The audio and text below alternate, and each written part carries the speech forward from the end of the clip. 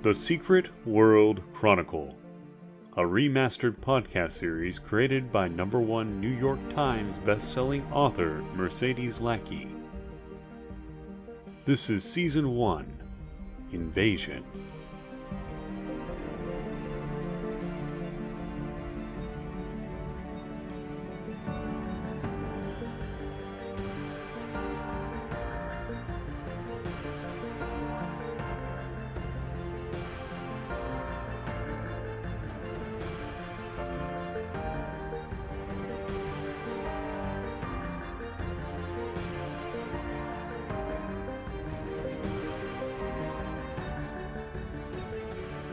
If you like this remastered podcast, please like, share, and subscribe. To find out more, including when brand new episodes of the original series release, please head to secretworldchronicle.com.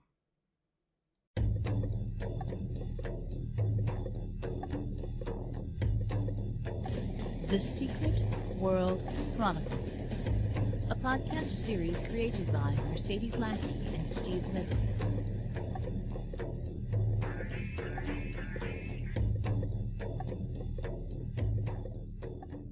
The Luck of the Devil by Steve Libby. Read by Adam Higgins. The Georgia sun burned red in Klaus Cotton's dreams, wiping out their memory as he awoke, finishing a sentence he started in the dream. In the waking world, the consonants slurred until even he couldn't understand what he was saying. But it had something to do with spiders. Cool arms encircled him, pulling him against a soft form that murmured in a lilting voice. He patted a hand, and another encircled him protectively. 2 more hands played across his stomach. All 4 hands belonged to his lover, the Indian woman who had discarded her given name long ago for the appellation Shakti. Her dark skin and hair glowed like a black hole against the white sheet of his bed. Teasing her, he'd offered a bet. If he could flip 4 coins and come up with all tails, she'd spend the night again. She had laughed and agreed, knowing what the outcome would be. Klaus was feeling lucky that night. 4 tails came up in his palm, and he carried her to the bedroom. Shakti, of course, knew not to bet with Klaus unless she was prepared to lose. It had occurred to him several times how lucky he was to have met her, and this worried him. Was it his amazing, remarkable, and metahuman luck that arranged companionship for him? Or was it merely their introduction that had been lucky, and the rest of it genuine affection?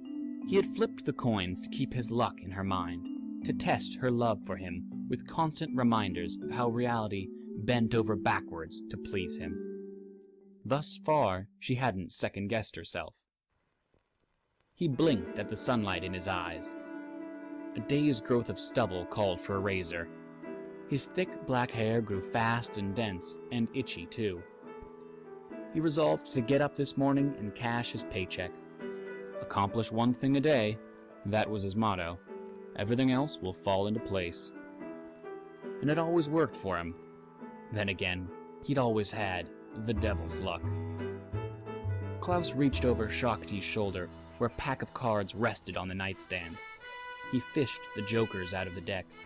Their devil faces leered at him with skin as scarlet as his own, smirking mirror images, save for the horns. "Morning, boys. Ready to tell my fortune?" He shuffled the deck, once without the jokers, once with them inserted into the middle of the deck. Squirming against Shakti to make a space on the bed, he dealt out a hand of Las Vegas-style solitaire. He played fast, flipping the top card over, moving aces above, putting the 4 of hearts under the 5 of clubs, working through the piles on the bed before touching the rest of the deck. When he did reach for the remaining cards, dealing 3 at a time, he had no trouble finding a home for the face-up card, and then the card beneath, and then the 3rd. In 2 minutes, he worked through the whole deck, his hands a practiced blur. Las Vegas Solitaire offered no breaks. If you couldn't use a card from the deck at the moment it was revealed, it was lost to you forever. He placed the King of Diamonds on the diamond stack, making a row of 4 kings and nothing remaining. The last 2 cards in his hands were the jokers, with smiles that now seemed congratulatory. "Thank you, gentlemen. Nice to know everything's going my way." Klaus showered and put on his usual black suit, white Oxford, and slim black tie. He'd pulled strings to convince the Echo tailors to custom sew a half-dozen suits instead of the usual stiff-collar Echo uniforms whose Nehru implications and shoulder epaulets made him feel like a comic book villain. His more than passing resemblance to a pop-culture Satan didn't help either. If he'd been cursed with a tail or horns, the fundamentalist would have run him out of town.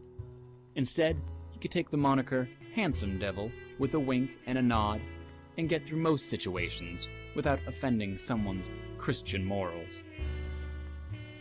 Tugging at the tie in front of the bathroom mirror, he winked at his reflection. "And you are one handsome devil, Klaus, old boy." He peered into the bedroom. Discarded clothes dappled the floor. "Shakti, baby. I'm rolling out of here to cash my paycheck. I'll bring you back some coffee, yeah?" She groaned and buried her head in the pillows. "Take your time," he said, making a pistol with his fingers and shooting her with his esteem. Even in disarray, arms splayed like a giant insect, she was beautiful. Life is good, he congratulated himself, spinning his motorcycle keys on his finger as he left the apartment and his Echo sidearm behind.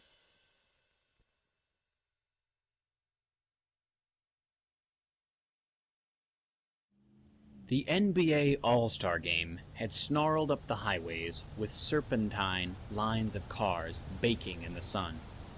His bank was only a few exits away in the loop, a stone's throw from the off-ramp. In Atlanta terms, this was right next door. Nobody walked in this city. Fortunately for Handsome Devil, and for the rest of Echo, Tesla had wrested emergency licensing for all Echo vehicles, thus ensuring those metas without wings, jetpacks, chariots, or what have you could actually arrive at the scene of a crime while it was in progress. Even Devil's bike had a chipper little siren and flasher welded to the handlebars. He didn't hesitate a moment, but flipped the switch. "Coming through, folks." Had he been riding a Harley, the roar of the motor would have drowned out his jaunty warning, but the Echo vehicles all ran on certified Echo broadcaster receivers and batteries. It whined like a hedge trimmer, but he didn't care. The memory of Shakti sprawled out in his bed cheered him afresh. White teeth glowed in an absurd smile on his red face as he veered onto the shoulder and revved his engine. Broken glass crunched under the puncture-resistant tires. Another thoughtful Echo modification. Atlanta's highways were not the cleanest he'd seen. The heads and shoulders of the motorist he passed told him the story. Everyone had somewhere to be on this momentous and impromptu local holiday. Consequently, no one was going anywhere soon. The jam stretched for miles around I-285, the perimeter, hemming the city in with a wall of overheating metal and fiberglass and fraying tempers. And if they ever did arrive at the barbecue or the pool party, would they be capable of having fun? Would they just flop down in a sticky lawn chair and wonder how Atlanta became so overcrowded? We should transfer to another city. Paris. The thought hit him like a sugar rush. Yeah. Cobblestone streets, scooters, and sophisticated, snobby Parisians. He imagined clobbering some arrogant French meta-human crook with a baguette. "Sacre bleu!" the crook exclaimed in a comic book speech balloon. "Formidable," he mouthed, making himself grin wider. He waved at some bored kids whose faces lit up as a real-live meta passed them, the first they'd seen in weeks, probably, knowing how many damn metas had congregated in Atlanta around Echo. Klaus navigated around tire shreds and discarded shoes. Who loses shoes? He imagined sports cars with unintended bare feet sticking out the window. Motorists clogged the exit ramp, hoping to escape the unmoving highway, but only bringing the traffic jam with them. He used the horn to wedge between two cars, bump over the separator, and into the bank parking lot. This particular branch had been built during America's brief flirtation with space-age architecture. Now it just looked like a cheap remnant of a forgotten World's Fair. A white concrete cylinder that had been shoved on top of some supports and wrapped with annoying indirect spiral ramps. Echo should buy this place and make it into a lab, he thought, or a lounge for Mach 1s. It's ridiculous, just the way Alex likes it. He shut off the siren in the parking lot under the pillars. We found a parking space right next to the building. He fished his wallet out as he circled around the building on the ramp. The paycheck wasn't in it. "That's odd," he said. "Oddly bad luck. If today was one of his intermittent bad days, he should abandon the chopper, call for a taxi to take him home at once. When his luck was good, it was reality-defying good. When it was bad, it could turn lethal." "Stay cool, my man." He slipped a questioning hand into each pocket of the suit, both outside pockets and the inside breast pocket. Then he checked his trousers, front pockets, back pockets, and the pocket where he kept his wallet. Aha! He reached the glass door as he unfolded the paycheck. He'd shoved it in his back pocket without paying attention. In fact, he was chronically disorganized, but it never seemed to make a difference. He was bound to stumble across whatever he was searching for at the time he needed it. He gave the check a few good snaps to eliminate the crease. A wave of dry, frigid air hit him when he entered the bank. As usual, Georgians air-conditioned their buildings to the point that they would bring sweaters to work. Klaus had never understood it. If it's 90 degrees and humid outdoors, why freeze your sweat the moment you go inside? Everyone else likes 72 degrees. Southerners. The ATM faced the front door, a recent attempt to redirect simple banking away from tellers who required salaries and benefits. He fumbled for a pen, found none, but spotted one on a chain next to the machine. No one was using it. "Very good, sir," he said with a chortle. In and out, back to Shakti. Lie in bed for half their day off, then get a little food, take a walk, back to bed. It was the break he needed. A pile of invitations to all-star game celebrations included a contest he couldn't recall entering to share a box seat with Michael Jordan, lay ignored on his kitchen table. He hummed a nameless melody as he wrote his account number on a fresh deposit envelope. Usually, long numbers escaped him, but he'd been lucky enough to get one that consisted of his birth date, his current house number, and the year he'd lost his virginity. Very easy to remember. Other than his humming and the scratch of the lousy bank pen, silence enveloped him. The whir of the machine, as it accepted his card, stuck out so much that he felt compelled to see if anyone else was using the bank at all. He hadn't given the room so much as a look, but in his peripheral vision he registered people. Short people. Or rather, kneeling people. A few dozen bank patrons knelt on the floor with their hands on their heads. 6 men with ski masks and pistols stared at him with amazement that was obvious even with their faces concealed. One of them cocked a gun and aimed at Klaus. The metal sound echoed in the circular room. "Down!" The man lacked a southern drawl. Klaus glanced at the ATM. It waited for his PIN number. 20 seconds without it and his card would be swallowed by the machine. He shifted his attention to the keypad and tapped in the code. "Get down!" the man insisted. "Just a sec," Klaus said. The machine digested his number and thought for a moment, then offered him a screen full of choices. The deposit button had seen a lot of use. He had to press it 3 times before it took. "He said get down!" another robber hollered. The patrons quailed at the man's ferocity. His voice leapt in pitch like an insane fish on a hook. Klaus keyed in his deposit amount, a tasty $4,000 after taxes. Echo paid him more money than he'd ever seen, with the exception of the summer he'd spent getting kicked out of Vegas and Reno. "Dude, he's red," one of the goons cautioned the robber pointing the pistol.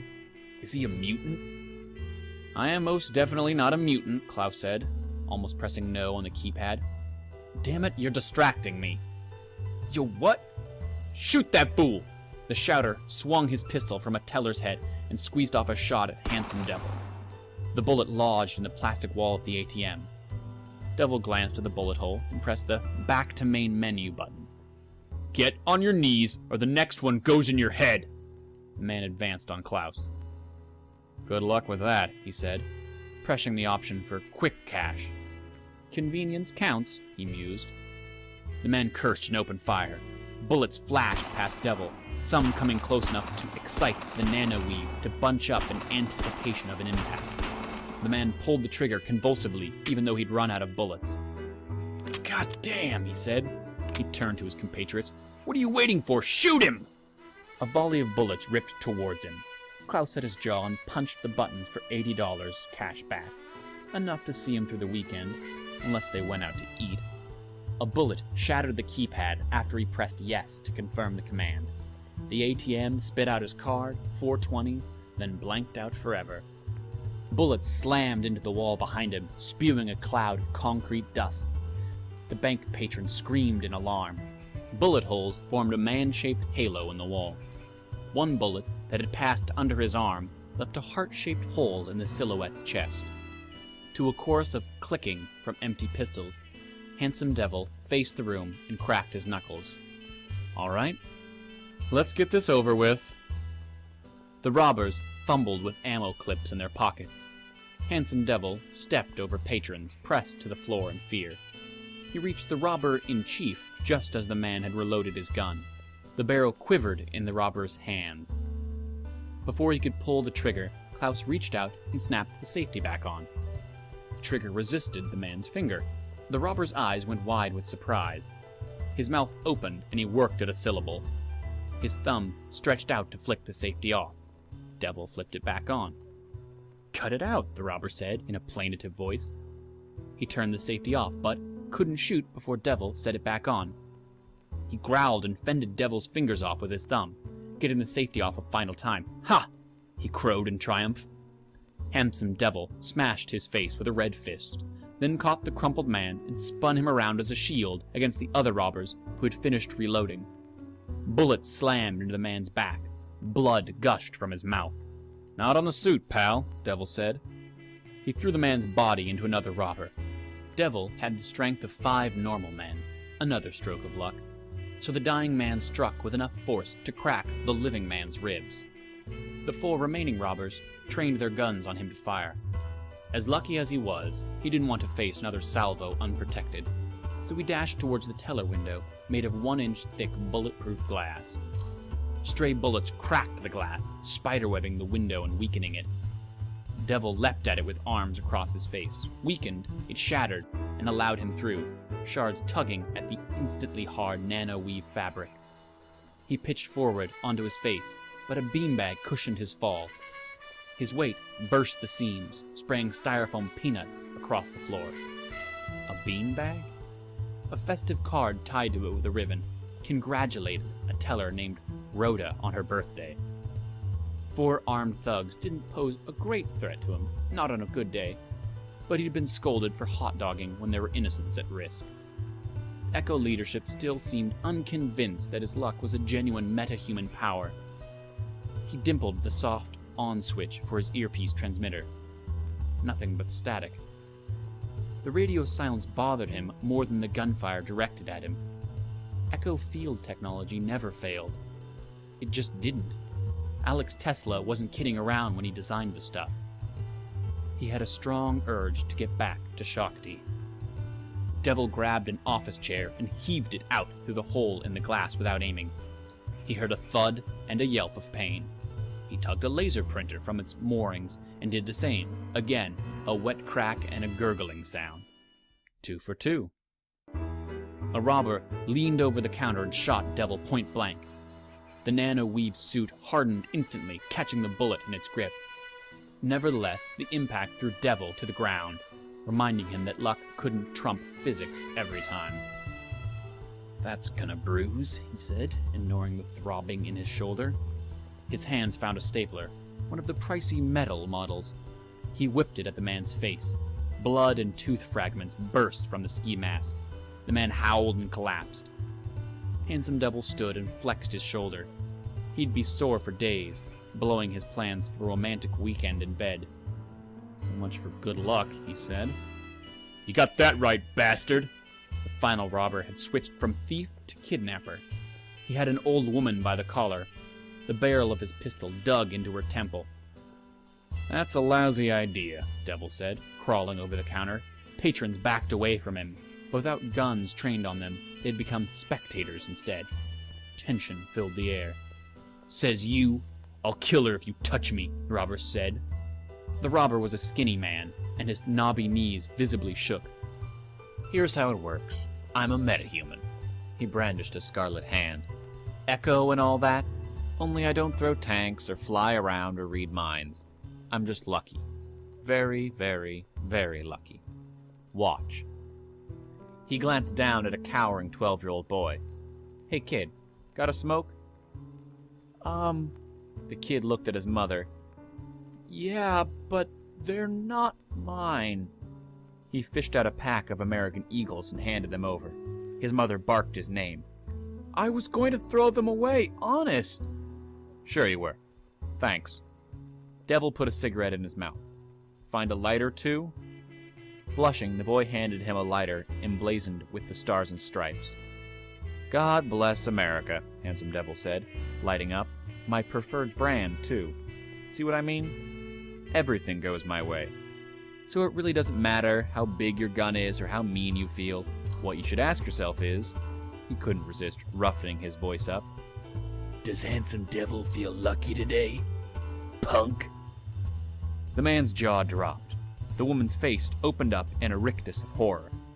The patrons of the bank backed away from Handsome Devil and the front door chattering in alarm. "Well, does he, punk?" Devil was quite pleased with the effect his dirty, hairy voice was having. An explosion ripped the facade of the bank wide open. Debris shot through the air like shrapnel. One chunk of concrete and torn rebar sailed over Devil's shoulder and struck the gunman in the face. His jerking body skittered across the tiled floor. Devil and the old woman ducked, facing each other. "Nazis," she mouthed. "What?" She pointed, then scrambled away on all fours. Handsome Devil spun. The bright sky silhouetted 5 massive armored forms, dark but for the swastika emblems illuminated by the azure glow of the bazooka-sized energy rifles attached to their arms. "I'll be damned," he said, dropping the lit cigarette. "Who are these guys?" The would-be underage smoker piped up. "Should we run, mister?" "Oh, hell yes." He waved a hand back at the former hostages. "Everyone scram!" He edged sideways toward the destroyed ATM, where a wall stood between the entrance and the rest of the bank. The armored soldiers' guns tracked him, ignoring the fleeing civilians. Well, that's something, at least. He tapped on the echo transmitter, once, twice, 3 times. Still static. "You boys got a problem? I'm right here." Rubble crunched under his feet. His luck had gotten him through some rough situations, but in the back of his mind, he knew there was a limit to what it was capable of. He stood. He hoped today wouldn't be the day he discovered it. The Nazi troopers advanced into the bank. Their rifles emitted a resonant, teeth-rattling hum as they powered up for another blast. The Nazis had a good 2 feet on Klaus, and they outnumbered him. And their energy rifles were capable of blowing a hole in a concrete wall. Still, America had kicked their butt in World War II, right? The patriotic sentiment, combined with an urge to get out of the disastrous confines of the bank lobby, suggested a plan. He charged them. Blue-white energy shot from their rifles and exploded at his feet, well away from the fleeing civilians. He felt the concussions excite the nanoweave to life, stiffening to absorb impact and slowing his movements. He spread his arms wide like a linebacker. "This is going well," he noted, just before tackling the lead trooper. Handsome Devil hit the trooper with all his weight. He wrapped his arms around the trooper's waist in anticipation of a fall. It was like tackling a tree. The armored giant didn't budge. He didn't even seem to notice the impact. Klaus, on the other hand, tried to blink the stars out of his eyes. "Schweinhund!" he barked, like every Saturday afternoon war movie Klaus had ever watched as a child. A trooper seized his dangling legs and tugged. Klaus tightened his hold on his target's midsection in panic until he was parallel to the ground, stretched like a pig on a spit. He glimpsed the few remaining bank patrons, who had lingered in spite of the danger to see what would happen, watching him being yanked around in astonishment. This is becoming comical, and I'm the butt of the joke. Okay, Klaus, stop screwing around. The troopers directed their rifles at his stomach, an easy target. He let go and fell on his face. As his hands scrabbled for purchase, one found the grip of a semi-automatic, the other hand found the shoe of the gunman he'd lobbed the chair at. He snatched up the gun and snapped off a succession of shots at the trooper holding his leg. The first bullet ricocheted off the reflective armor right back into Devil's stomach, where the nanoweave went taut to catch it. The force of the bullets bent him in half, sending the rest of the shots wild. "Toten Sie Hang!" rasped a voice from inside a helmet of the trooper dangling him. Klaus spoke no German, but he knew a kill order when he heard it. Oh, hell. His luck had run out. The worst part about dying was that he'd never get to warn Shakti about these guys. Unless somebody came to the rescue right about now. The cavalry didn't arrive with a trumpet of fanfare. He saw the little non-smoking boy's mother cover her son's eyes. There was a pop and a blinding flash of light. Sparks and glass showered Handsome Devil and the Nazis. They snapped blast shields over their helmets. The trooper holding him was startled enough to loosen his grip. Klaus squirmed out of the way. It wasn't an Echo Mach 3 charging to his rescue with powers blazing. Rather, his missed shots had broken the mooring of the fluorescent lighting fixtures. They'd collapsed on him just in time. Good enough, he decided, trying to ignore the ache in his ribs. He rolled to his feet and limped out of the bank lobby, hoping the onlookers had sense to get lost too. He would make for his bike and lead these goons on a merry chase. He barely caught himself at the lip of the precipice. The spiraling concrete ramp had been demolished by the troopers prior to their arrival. The twisted handlebars of his motorcycle poked out of a pile of rubble 20 feet below. Smoke from gasoline fire stung his eyes. The highway overpass across from the bank sagged in great broken slabs of concrete as though an earthquake had hit. Gunfire punctuated the shriek of Nazi energy beams, all to a backdrop of distant human screams and the dull explosion of ruptured gas tanks. Blue energy beam licked out from a throng of advancing armored soldiers. Above them, immense metal spheres floated on columns of orange light. Jesus, he breathed. It was like a battlefield from a documentary on the apocalypse. People streamed off the highway, carrying children or helping the wounded. A beam of energy splitting the air near his head raised his hackles. He bunched his legs underneath him and jumped. The stern countenance of Monsieur Song flickered through his mind as he windmilled his arms. When you jump, you should have already landed. Echo's French parkour instructor had barked without taking his cigarette from his mouth. A parkour thinks 10 seconds ahead. The jagged piece of rebar jutting out from his landing spot suggested to Devil that he hadn't thought a second ahead, let alone 10. The metal beam waited to impale him. He flailed helplessly in midair, trying to twist his body. He heard a barked command, followed by a barrage of energy beams that knifed past him, converging on his prospective resting place. The combination of the beams resulted in a deafening explosion, disintegrating the metal spike. The shockwave threw him back, up into the air, and away from the bank, onto the off-ramp and the backseat of an abandoned Ford Mustang convertible. The aging seat springs groaned under the impact, but absorbed it enough that the nano-weave fabrics didn't bother to stiffen. The driver had been trapped in the traffic jam when the Nazi attack started. Devil bet it was painful to leave a '68 Mustang in the path of an advancing army. He'd always liked the muscular design of the legendary car line. With his income, there was no reason not to track one down for himself. Shakti would look fantastic next to him. Roof down, wind blowing in her hair. Wind. It wasn't a natural wind. A dark shadow loomed over him, a Nazi war machine, hovering on a column of sinister orange energy that whipped the air around it into a frenzy. The spheroid vessel was as big as a house, with a wraparound window that revealed black-clad men lit by a sickly orange glow. 3 massive tanks had been mounted to the underside. Metallic tentacles ended in grasping triple pinchers like a crab gone bad. The tentacles must have had some kind of video sensor installed, because they locked on the devil, as though they had spotted their next prey. Klaus scrambled out of the back seat as a tentacle hammered straight through the cushion and the chassis where he'd laid a second before. Another tentacle ripped off the flawless vintage windshield. The car lurched and rose into the air, lifted by the retracting tentacles. He dove out of the car, rolling on his shoulder to come to a crouch. Underneath the car, the pincher snapped open and closed. It had wedged between the axle and the body, and seemed to have no difficulty hefting the steel-framed sports car. A red light blinked at the nexus of the pinchers. He was on camera. The war machine hoisted the Mustang like a club. "Oh, come on," Klaus groaned. He scrambled with hands and feet for purchase on the asphalt. The hood of the Mustang smashed into the road, catching the hoods of 2 empty sedans behind Klaus. The acrid odor of gasoline engulfed him like a pungent perfume.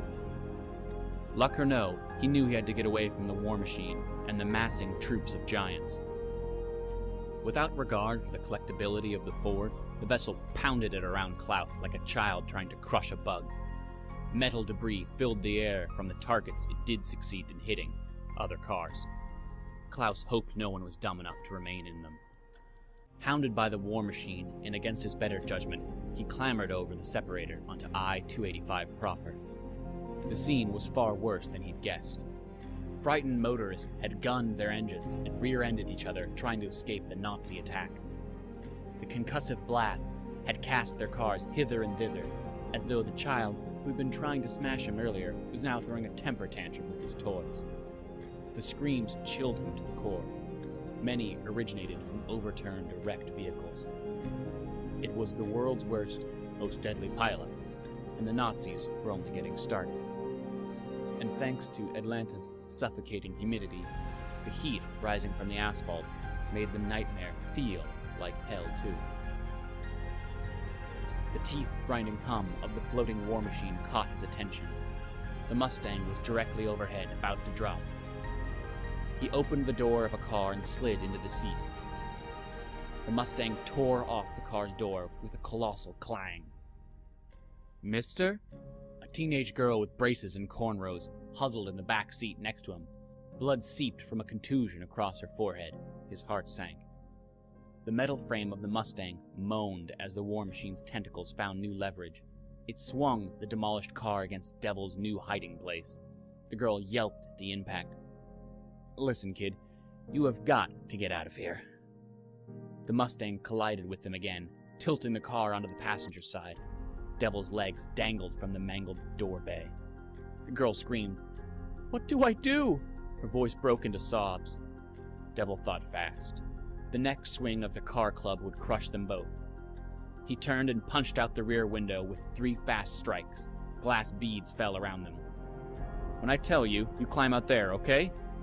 She nodded and grabbed the headrest as though she were rock climbing. Klaus levered himself out of the car and waved his hands. "One more time, creeps." As the Mustang whipped at him, he lowered his head. "Now," he urged the girl. "Go, go!" His timing was perfect for the girl to pull herself out of the car and break into a run.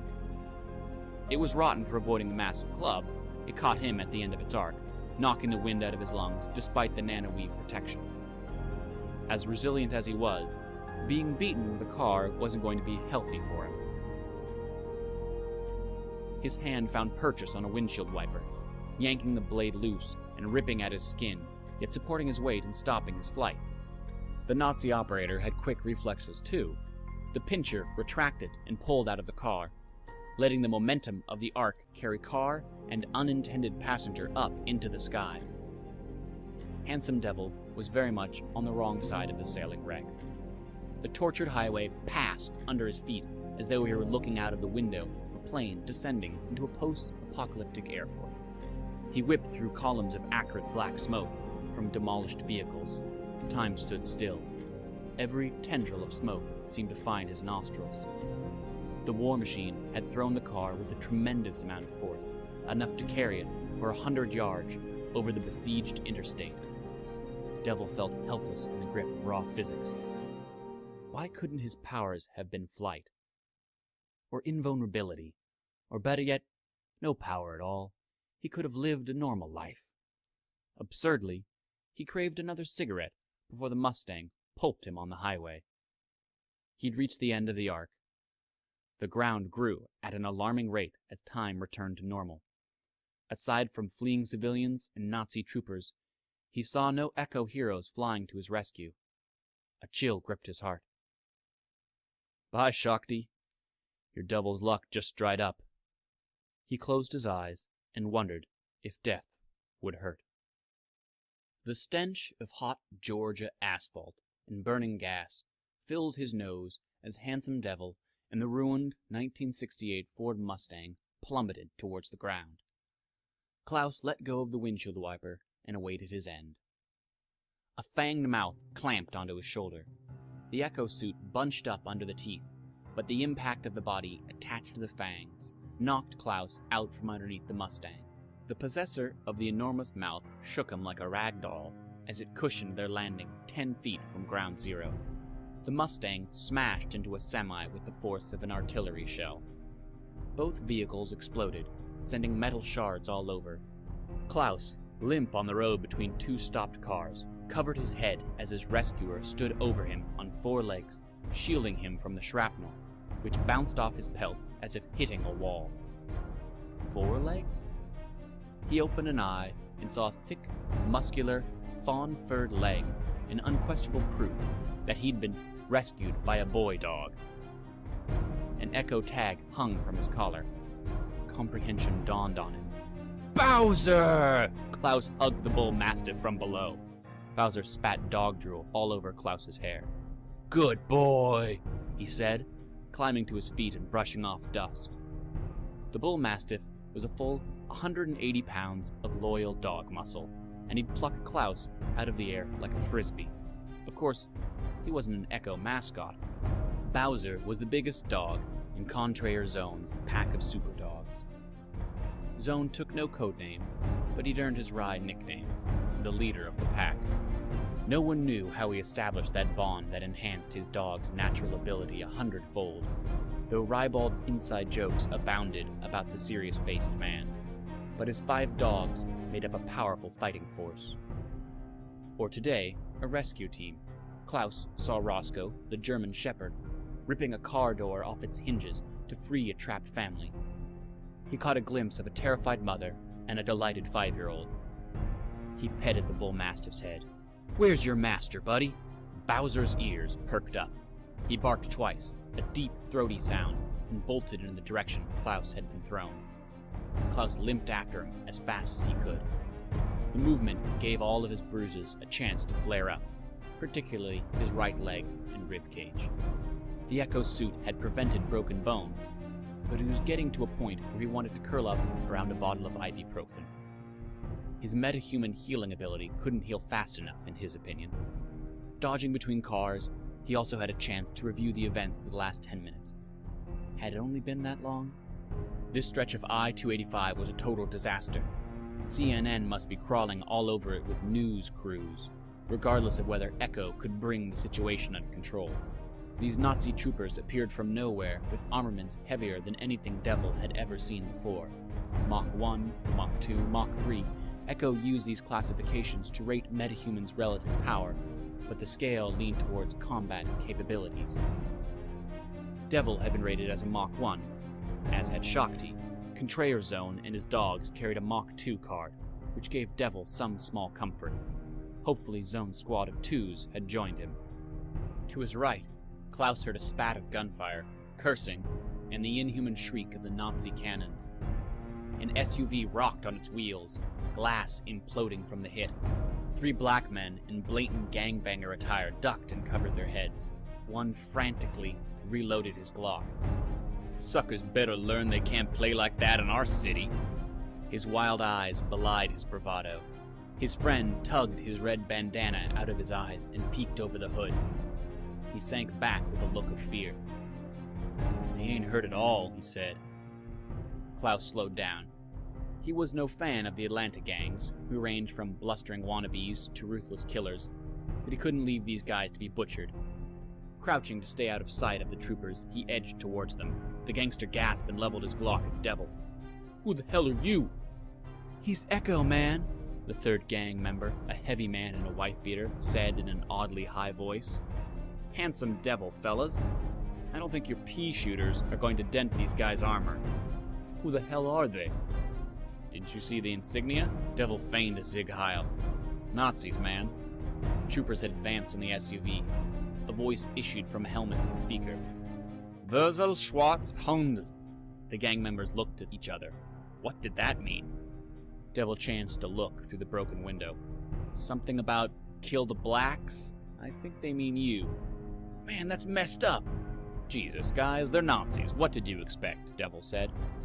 "Criminals or not, these guys were civilians at a war. Listen, you can't touch these guys. If you want to chip in, fine. There are hundreds of folks trapped in these cars. My guys could use some help freeing them." "What about them?" The red bandana nodded past the car. "I'll draw their fire. You guys split." "Unarmed?" "Nope." He took a pistol from each of the two closest. "Follow that dog. Get." "Crazy, bro," the man said, but he chucked Devil on the shoulder before the three dashed away from the SUV. Devil leapt up, fist full of the guns. "Say hello to my little friends," he bellowed and opened fire. The pair of troopers made no attempt to evade the gunfire. It was no more effective than raindrops against their armor. In 10 seconds, he'd reached the end of the clips. His final shot struck one of the troopers in the middle of the swastika. Glowing neon green liquid exploded across the incendiary symbol. The trooper wiped the goop off his armor, obviously confused. What the hell? Did it bleed green paint? Klaus inspected the empty gun, which smoked as any ordinary pistol would. His footing became unsteady. The asphalt and cars seemed to slide away from him. Is he passing out? "Get him, little brother," called a deep voice behind him. A vast shape moved past him with a curious sound of heavy footprints and bending metal. The shape was vaguely human, but 15 feet tall and composed of the materials around them: gravel, tar, metal, fiberglass, plastic. The highway itself was drawn into the giant's form, right from under Devil's feet. The troopers swung their arm cannons about and opened fire. Debris exploded from where their beams struck the giant, but its awkward advance continued. For a moment, it stumbled over the SUV of the gangbangers, as if feeling its way through a dark room. "Motu, a little to your left!" Klaus recognized the voice. Siestas Va, also known as Matei, the smaller of the Samoan Va brothers. Smaller was a relative term. Cestus weighed no less than 300 pounds, all muscle. He wore enough nanoweave in his Echo uniform to outfit 3 normal men. His Echo handgun hung from his belt. Instead, he carried a custom-made paintball gun stocked with pellets of various colors. Matei, some called him by the English translation, Chief, took aim at the second trooper. Klaus had met the brothers when they first joined Echo after dissolving their piano-moving business. He couldn't recall what Matei's metahuman talent was that he warranted a Mach 2 badge and a place in leader of the pack squad. Surely it wasn't superior paintball skills. Motu, the giant wearing the contents of I-285 as armor, lurched towards the green-splattered trooper. A hand covered in rocks, car parts, and a tire iron wrapped around the trooper's chest and hoisted him aloft. In a dizzying imitation of the war machine in the Mustang, Motu upended the Nazi and pounded his head into the pavement while the other troopers shot chunks off his immense form. The holes filled with fresh material at once, including the roof of the SUV. Motu's powers had turned the asphalt around him into a strange, semi-liquid state, which swallowed the trooper's head and shoulders like a tar pit. An orange pellet exploded on the second trooper. Motu locked on him and swatted him into the side of a van with a clumsy strike. The trooper staggered to his feet, only to discover Motu towering over him. His armor rang like a bell from the beating. Handsome Devil, breathing heavily, watched Motu batter the trooper. In seconds, the giant had incapacitated 2 Nazis, while Devil had only succeeded in running from a handful. The Mach 2's immense power humbled him. He's better when the target isn't jumping around, Matei said at his side. He loaded new pellets into his gun and grinned at Klaus.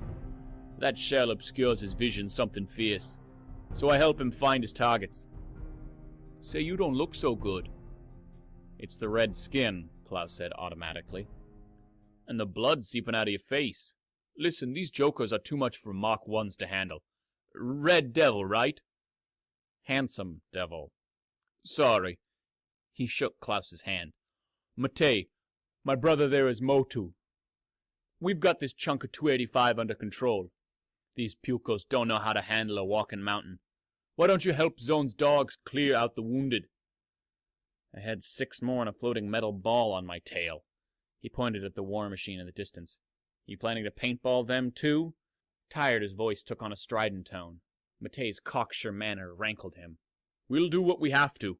We're not exactly alone. Matei pointed at a wide-shouldered figure advancing on a contingent of troopers. Warzone raised a hand. Nanomaterial swirled around it to form a futuristic Gatling gun. It spun to life with a shriek and strafed the troopers with flechettes. Several beams found him, exploding across his armored form like water spouts. The transforming metahuman was a Mach 3, one of the most powerful humans on Earth, a walking tank battalion. Any weapon he could imagine, his nanocloud could create. Whoa! Devil blinked as Nazi troopers staggered under Warzone's barrage. Yeah, with Warzone, we can start to take back the perimeter. Perimeter? You mean 285? Atlantans called the interchange the perimeter because it ringed the city proper, although most of the population lived outside it. Matei nodded grimly. Nazis and their flying balls dropping up all around 285 like they're trying to hem the city in. He tilted his head. Hey, did you hear something? A groan issued from an overturned limo nearby. I guess I'd better switch to rescue duty, Klaus admitted. Matei watched the battle, ready to direct Motu to join in, while Devil approached the limo. The driver's torso extended from the windshield.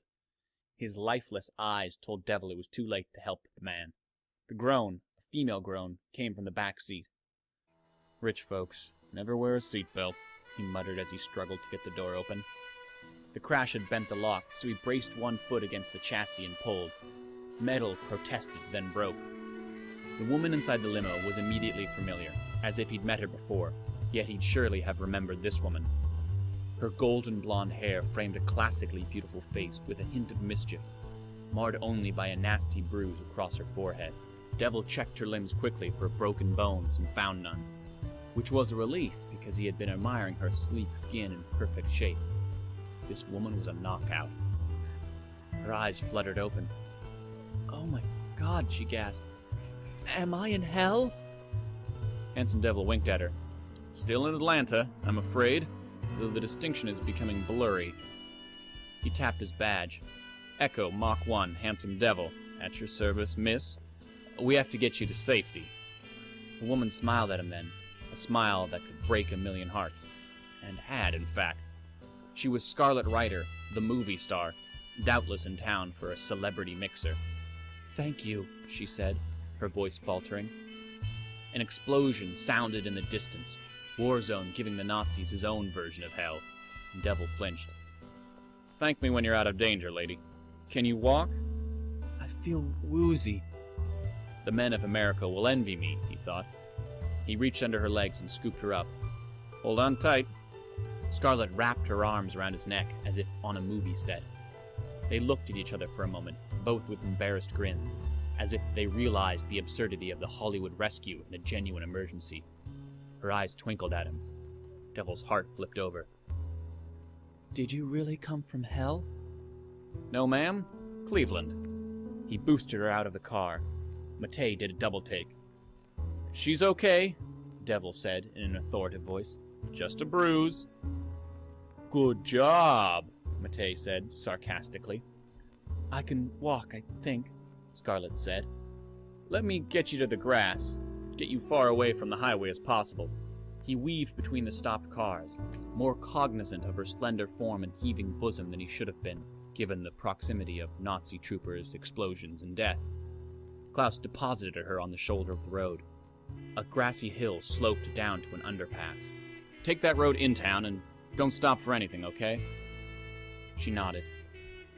My driver's dead, isn't he? I'm sorry, yes. Tears appeared in her eyes. God damn it, this is too weird. Without thinking, he laid a hand on her shoulder. In the distance, Motu was charging towards Warzone and the Nazis. I gotta go back and help. You take care, okay, Miss Scarlet? The actress sniffed. Miss Scarlet. Ha! Sounds funny coming from a devil. She gave him a quick hug. Thanks for saving me, Mr. Devil. He patted her back awkwardly. Her lips found his ear. I'm at the Ritz, room 1618. Her tongue darted around his earlobe for a moment before she let go. She gave him a final smile and waved, then stumbled down the hill. Well, I'll be damned. He watched her retreating, swaying form. His eyes had already undressed her. He returned to Matei. She'll be fine. I saw that, Matei said, eyebrows lifted. Did she really lick your ear? What can I say? I have good luck with the ladies. I'll say, if you get through this alive, you might wind up with a celebrity girlfriend. Matei sighed, an odd exhalation from such a big man. The last movie was terrible, but that bikini... Scarlet's inviting smile danced behind his eyes. She was a stunningly beautiful woman, that was certain. And Klaus noticed a strong chemistry between them. Room 1618, huh? A chill came over him. Oh no. What's wrong? You said girlfriend. So? I have a girlfriend. Matei gave him a quizzical look. I think there are more important things to worry about right now than your love life. Klaus ran into the middle of the highway to look at the battle between Warzone and the Nazi squad. Motu still lumbered towards the metahuman. In the distance, 3 more war machines hovered over the highway. He searched frantically for signs of a small, dark form. You don't understand. My luck makes sure things come out in my favor. Matei caught up with him as he broke into a run towards the battle. Meeting a celebrity who falls for you is incredible luck, Klaus shouted over his shoulder. Of course it is. But I have a girlfriend already, Shakti. With the 4 arms? Yeah, so if Scarlet Rider wants to hook up with me, it means my luck is ameliorating a bad situation. Smoke made his eyes water as he sprinted faster and faster. Matei's eyes widened. You mean Shakti's going to die? I thought you meant she was going to dump you. Matei, Devil yelled over the din. Nothing that simple ever happens to me. The war machine that had pursued Klaus hovered over Warzone. His arms were now railguns, sending projectiles into the hull of the ship. One shattered the window. All at once, nozzles opened on the tanks attached to the underside. Blinding light in liquid form poured out on Warzone. A wave of heat rolled over Klaus and Matei. Warzone died screaming in a bath of burning thermite. Oh man, Klaus said. God, no. Matei charged forward, waving his arms. Motu, fall back! The giant stopped in his tracks, swaying, backlit by the oncoming thermite spray. He tilted his head like an old man. He can't hear you. Beyond the confused Samoan behemoth, the war machines commenced their own thermite bombing. Blue beams licked forth out of the flames from ground troops. In a horrendous moment, Klaus saw the trooper's target, a fast-moving black shape, bounding over wrecks and firing 4 echo firearms from 4 arms.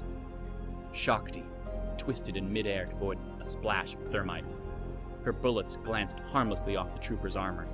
She must have heard the explosions from their apartment and deduced where he had gone. As much as he loved her, she was the most obstinate, strong-willed woman he'd ever met. His luck protected him from danger, but all Shakti had was reflexes, training, and sheer determination. From what he'd seen of the Nazi soldiers, it wouldn't be enough. Shakti landed in the bed of a pickup and leapt again to avoid a blast of blue-white energy. She was a master of parkour, and it served her now in good stead. All 4 arms holstered her pistols and reached out to balance her as she leapt from hood to hood. If she saw Klaus, she didn't have time to acknowledge him. She won't make it, Matei panted. That war machine has her number. Not for long, Klaus said. Can your brother toss me into that thing? Tay shook his head. I told you, he can barely see with all that concrete around him. Leave that to me, Klaus said. My luck will see me through. I thought you said your luck was going to let her die. I did say that, Klaus realized. The hell with that! He ran forward to pound on Motu's leg. Hey, Motu! I need a lift! He pointed at the war machine. Make like you're at the carnival. What? Motu's voice was muffled to the point of inaudibility. Hear you? Damn it, Klaus said. The heat of the thermite brought out a sweat on him. Throw me into the cockpit, then run. He pointed at the war machine, looming into their vision. Throw you? Klaus ripped off his communant and threw it at the war machine. Thankfully, Motu's head followed the movement. He picked Klaus up by the waist and hefted him. Good luck, my friend. With disheartening slowness, Motu heaved Klaus at the war machine's broken cockpit window. His enormous strength was undone by his clumsiness. Klaus reached the peak of his arc yards ahead of the hull. He fell towards the falling thermite, so bright it dazzled him. The heat scalded his flesh. Thermite burned everything, metal, stone, flesh. Water couldn't douse it. The nanoweave might resist it, but his body wouldn't. He'd cook in his suit. I told a nearsighted giant to throw me into a small hole directly above a thermite holocaust. The stupidity of his idea struck him far too late. Shakti skirted the edge of the thermite, shielding her face from the glare, but she locked eyes with him for a brief moment. The horror on her face took a back seat to the utter disbelief at his macho antics. Next time, she'll date an accountant. A snake-like shape flapped before him, silhouetted by the thermite. One of the war machine's tentacles had strayed close to him. Klaus stretched his arms and seized the segmented metal. It had absorbed the heat of the thermite, searing his palms, yet he held firm. The tentacles yanked back up, away from the fire, pulling him out of the freefall and over the war machine. His nerves couldn't take the pain anymore. He released the tentacles and fell heavily on the roof of the war machine. He cradled his burned hands, eyes tearing from the pain. From his vantage point, 4 other war machines were in view, spurting thermite in indiscriminate bursts. 2 machines supported a multifaceted, glowing apparatus between them on steel wires. Its purpose was unclear. The soldiers massed behind the machines, firing at unseen targets, but holding their position while the war machines burned everything in sight. The perimeter would indeed become a ring of fire.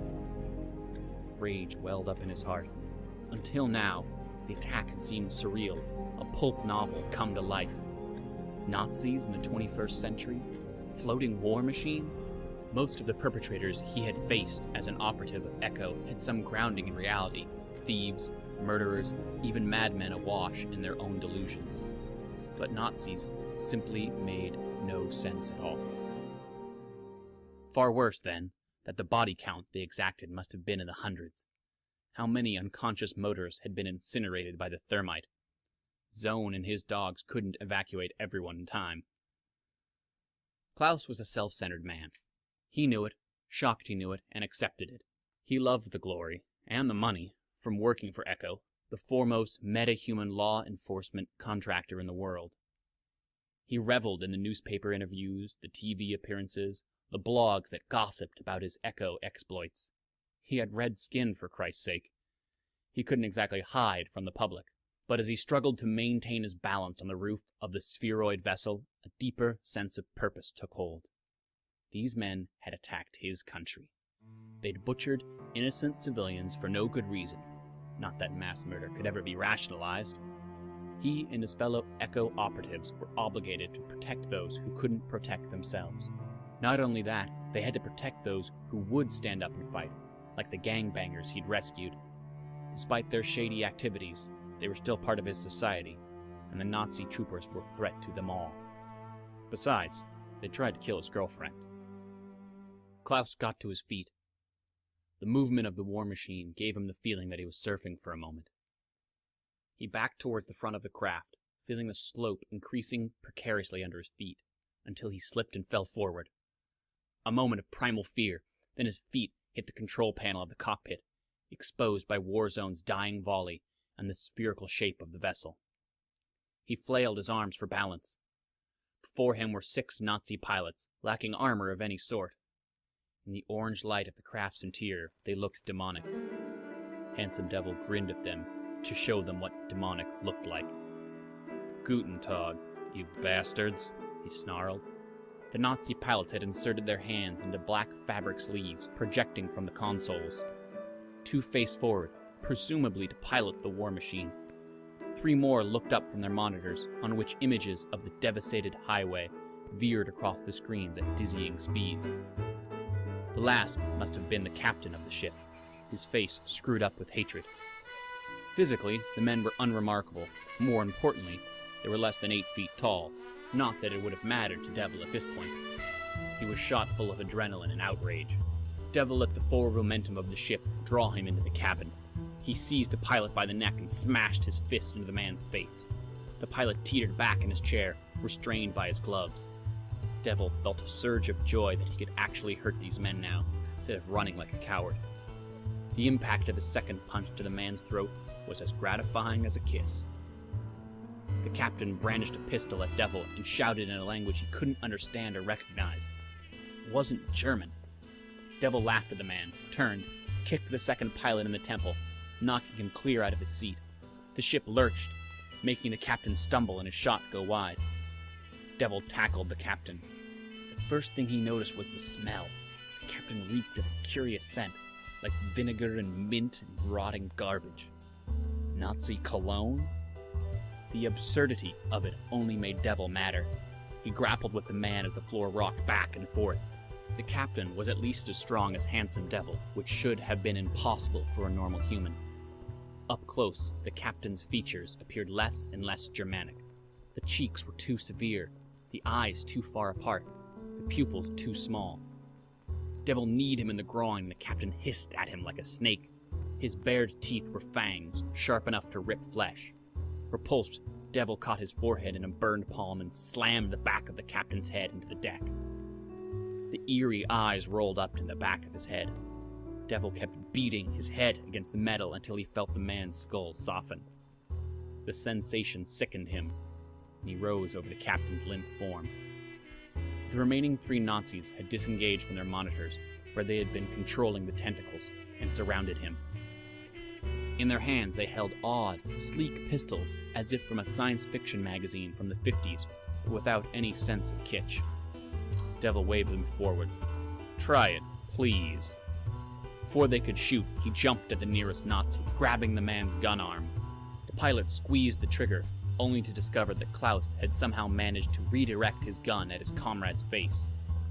Klaus punched him in the stomach before he could contemplate his fellow's unexpected death. Klaus lifted the dazed Nazi in his arms and threw him into the remaining pilot. Both men collapsed in a heap and remained still. Wasting no time, Klaus rushed to the console. He had no idea which set of control gloves were necessary to pilot the craft. He chose one, slipping his aching hands inside, and grasped 2 strangely shaped control yokes. "I hope this thing flies like an airplane." Closing his eyes, he tugged the controls back towards him. The ship immediately nosedived towards the ground. Hollering, Klaus pushed the sticks forward, the opposite direction. At once the ship reversed, as though it had built up no forward momentum at all. The engine thrummed with patient energy. By pushing the sticks forward and down into the console, he backed the ship away from his comrades. The fire, started by the burst of thermite, apparently controlled by one of the 3 he just incapacitated, passed underneath him, as did the tiny form of Shakti. When the angle was such that she could see him, he disengaged a hand and waved at her. The war machine bucked under his controls, but built up momentum as he forced the controls into the console as far as they'd go. He remembered the war machines and their odd cargo. Each of the vessels carried a thermite tank similar to his own. A collision would result in a deadly explosion. One he couldn't survive. "Well, this stinks," he thought. "Heroics are fun, but I'm not anxious to die so soon. So how can I get out of this?" The mesh of the control gloves did not seem to be interlaced with electronics of any sort. He let go of the control yokes long enough to tear the gloves off the console and discard them. Exposed, the yokes resembled twisted Christmas decorations more than a mechanism for flying an aircraft. Multicolored lights peeked out of a gnarled shaft, pulsing to an unidentifiable beat. Klaus hauled the captain's body forward. Thin blood seeped out of his head, less viscous than the usual hemoglobin he'd seen. No time to consider the implications. The war machine was accelerating towards the cluster of its fellows. He deposited the captain's body on top of the yokes and pressed it into position, so that it depressed the yoke just as he'd done manually. In a moment of inspiration, he ran to one of the monitors with the tentacles. The metal limb whipped back and forth frantically, but he seized its controllers and directed it behind the vessel. Two of the war machines had split from the group in order to evade him, but the two carrying the device between them remained in place. Blue beams shot past the camera. The craft shook with the impact of better aimed blast, but the armor of the hull resisted those that struck. It's like billiards. He backed away from the monitor, visualizing the war machines as though he were shooting pool at his favorite bar. He reached behind him, still facing the rear of the cabin, gripped the captain's uniform, and nudged him to the right. The ship lurched in response to the adjustment. Cannon fire thrummed against the hull in a steady beat, a sure sign he was nearing his mark. He mounted the console. Wind rustled his hair as he steadied himself on shards left of the window. Or maybe like bowling. It doesn't matter. If he wanted to ensure a direct hit at the proper angle, he used the tentacle monitor to guide the craft right up until collision, and sacrifice himself in the bargain. However, there were advantages to being a lucky devil. With a glance at the ground to make sure he wasn't about to toss himself into a pool of fire, he threw himself out of the war machine. He balled up, hoping the nanoweave would absorb enough of the force of impact that he'd avoid broken bones. While he was falling, the war machine crashed into the foremost of its targets.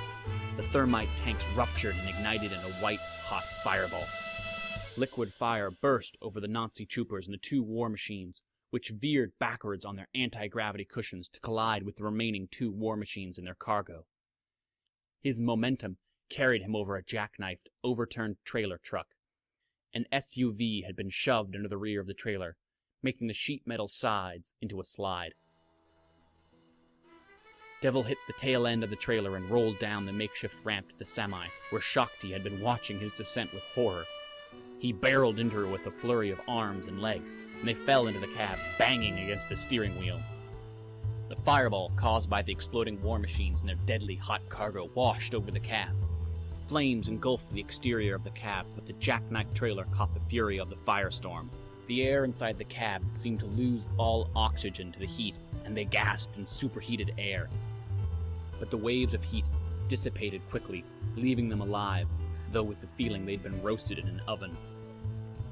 Had they remained outside, the heat wave would have melted their skin. "Klaus," Shakti said, her voice roughened by the hot air. "What were you doing?" "Saving you from Scarlet Rider," he said, grinning. He brushed his hair back, causing a halo of ash to flitter to the seat. "My luck's holding out." "Scarlet what?" Her face bunched up in consternation. To Handsome Devil, it was the most beautiful sight he'd seen all day. "Forget her, baby," he said, leaning in for a kiss. Handsome Devil and Shakti were grouped with the Mach 2 squad. Warzone, the Mach 3, had been incinerated. One of Zone's dogs sniffed at the puddle of nanites and bone that had been the gruff, proud soldier. Zone himself was on the verge of tears. He'd lost a dog from his pack, a boxer, in the fighting. His dogs lay on the ground, panting, heads hanging down in grief. Matei and Motu were unharmed, though Motu, having sloughed off his armored skin, looked exhausted. He outweighed his brother by 50 pounds. Klaus wondered what it was about Samoa that produced such giants. With the immediate threat from the Nazis gone, civilians began to filter back onto the highway. Some returned to their cars, though the majority stood in a crowd apart from the Echo heroes, watching them with the intensity of frightened children. From further north on the interstate, a collection of Echo heroes arrived. The troopers had lost power to their rifles for some mysterious reason. The war machines had employed some kind of magnetic force to scoop up the troopers like ants and fly off. The hulking, deaf, silent knight, His shockwave-generating armor, pitted from Nazi beams, supported Junkyard Dog, who looked worse than Klaus had ever seen for a meta who purported to be invulnerable. Einhorn, immaculate in her white gown and dainty unicorn horn, moved through the crowd of onlookers, using her healing ability to mend torn flesh and broken bones. She radiated an air of calm and serenity even in the aftermath of the carnage. Mercury landed amongst them, completing a stride that spanned a mile. He adjusted his winged helmet over his blonde curls. As shirtless as a classical statue of the messenger god. "Radios are still dead," he announced. "Mr. Tesla wants your reports now." He gave Matei a pointed look. "Lost a dog," Matei said without a hint of irony. "Lost Warzone, who isn't one of mine. Civilian casualties are anyone's guess." He glanced at his brother. "Motu and I took out 7 Nazis. That's it for our squad. We stuck to rescue mostly." "Good. Knight, your team?" He waved a hand at the deaf metahuman, whose armor incorporated an audio processor that could parse words from proximate speakers. 5 opponents terminated. The computer voice was close enough to a human inflection to sound spooky. Mach 2 operatives Red Dove killed in action. Mach 3 operative Lightspeed killed in action. The hunch of his shoulders conveyed the grief his speaker grill could not. Mercury nodded, brow furrowing as he absorbed the information. "Thank you. And you, Mach 1, something devil?" Klaus sighed. "Yes, handsome devil." He was starting to regret his waggish nom de guerre. "Well, I'm not sure if Shakti here had any kills." He put an arm around her as she shook her head. "Okay. I guess I have, 60 or 70 kills, plus 5 war machines." The hero stared at him. "You're kidding," Mercury said, mouth gaping. "How?" Handsome Devil winked and pulled Shakti close to him. "I'm a very lucky man," he said.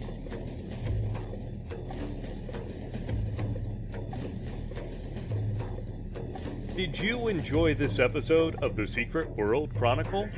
Please like, share, and subscribe to help spread the word. Also, check out the print series from Bon or give the audiobook from Audible a listen. Find out more about The Secret World or listen to new episodes of the podcast at secretworldchronicle.com.